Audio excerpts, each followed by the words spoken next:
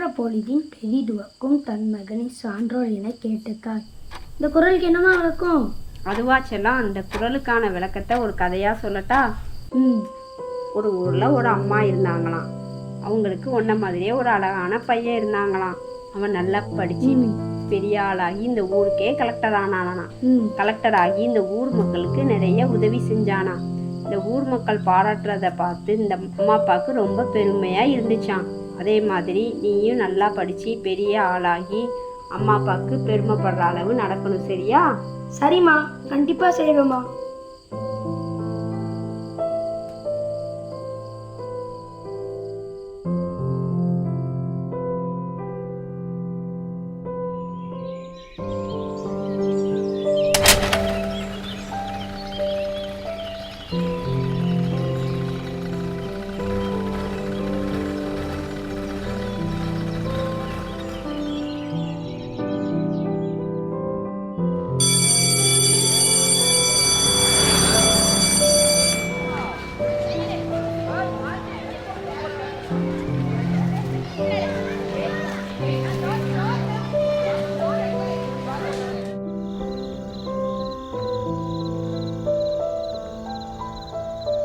சொல் பேச்சே கேட்க மாட்டேங்கான், படிக்கவும் மாட்டேங்கான். ஓ சரியாயிரும்.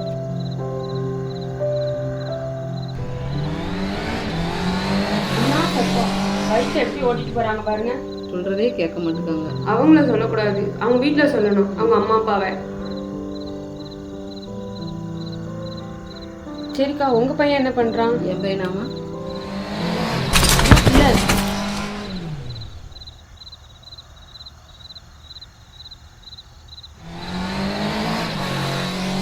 ஐயோ பிள்ளை எப்படி அடிச்சு போட்டு போயிட்டானே. ஐயோ, பிள்ளைக்கு என்னாச்சுன்னு தெரியலையே. ஆம்புலன்ஸ் ஃபோன் பண்ணு செல்வி.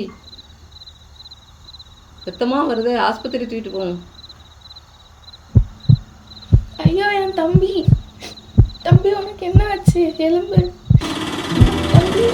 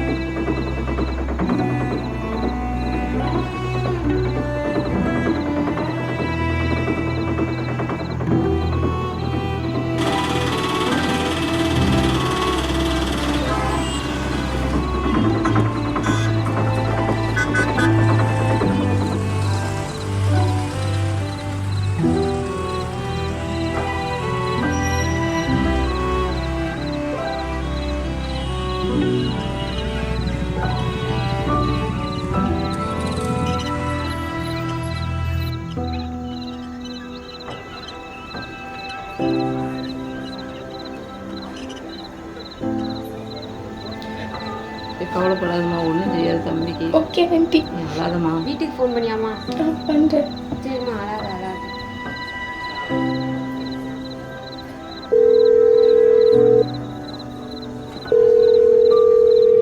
ஹலோ, ஆமாப்பா, தம்பி இங்கே ஹாஸ்பிட்டலில் சேர்த்துருக்காங்க.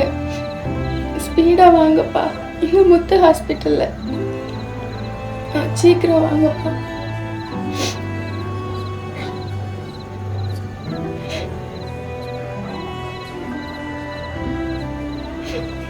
அப்பா தம்பி